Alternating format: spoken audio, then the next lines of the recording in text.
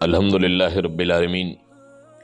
والصلاة والسلام علی اشرف الانبیاء والمرسلین وعلی آلہ واصحابہ اجمعین،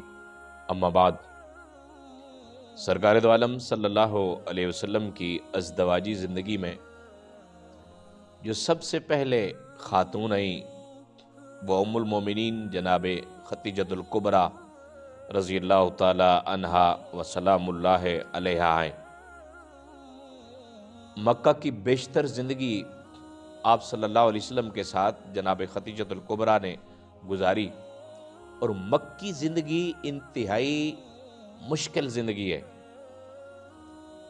اور رسول پاک صلی اللہ علیہ وسلم اور جناب خدیجۃ الکبریٰ رضی اللہ تعالی عنہا کا میاں بیوی کا رشتہ تھا، اور میاں بیوی کا رشتہ وہ رشتہ ہوتا ہے جس میں آپ ایک دوسرے کو اپنے دکھ سکھ سنا سکتے ہیں، اور جناب خدیجۃ الکبریٰ رضی اللہ تعالی عنہا مکہ کی ایک مالدار خاتون تھیں، اور جب وحش کا آغاز ہوا تو سب سے پہلے جن کانوں نے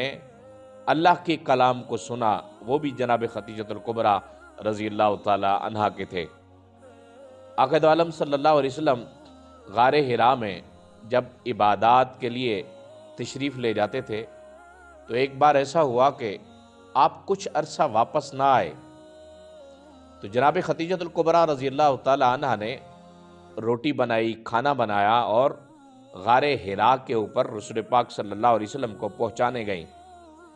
اسی اثناء میں جناب جبریل علیہ السلام حاضر خدمت ہوئے اور آ کے عرض کی، یا رسول اللہ وہ خدیجہ آ رہی ہیں، اور اللہ جناب خدیجۃ الکبریٰ رضی اللہ تعالی عنہا کو سلام کہتا ہے، اور میں بھی سلام کہتا ہوں، اور جناب خدیجۃ الکبریٰ رضی اللہ تعالی عنہا کو جنت کی خوشخبری سنا دو۔ واحد خاتون ہے کہ خواتین میں جنہوں نے سب سے پہلے ایمان لایا، ایمان قبول کیا،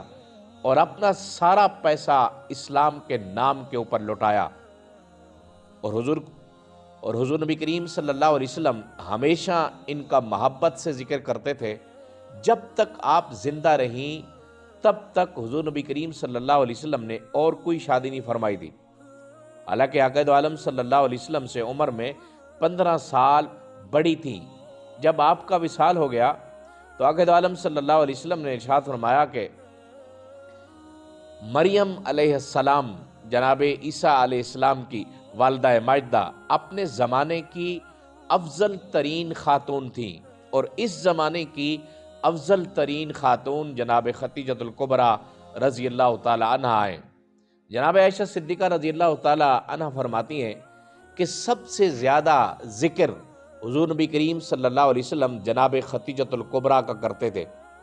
جب بھی گھر کے اندر بکری ذبح ہوتی تو جناب خدیجۃ الکبریٰ رضی اللہ تعالی عنہا کی جتنی سہیلیاں، جتنے رشتہ دار خواتین مدینہ منورہ میں ہوتی تھیں، رسول پاک صلی اللہ علیہ وسلم ان کے گھر بطور خاص وہ گفٹ بھیجواتے تھے۔ آقا دو عالم صلی اللہ علیہ وسلم سے میں نے کبھی بھی غیرت نہیں کھائی تھی کسی بیوی کے اوپر۔ ایک دفعہ میں نے کہا کہ یا رسول اللہ،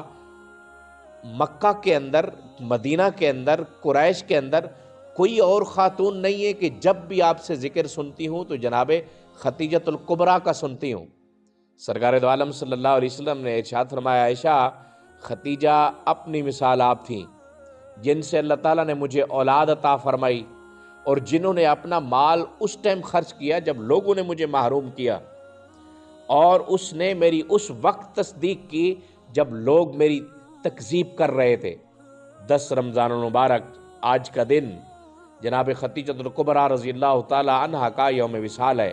اس لیے اپنی خواتین کو،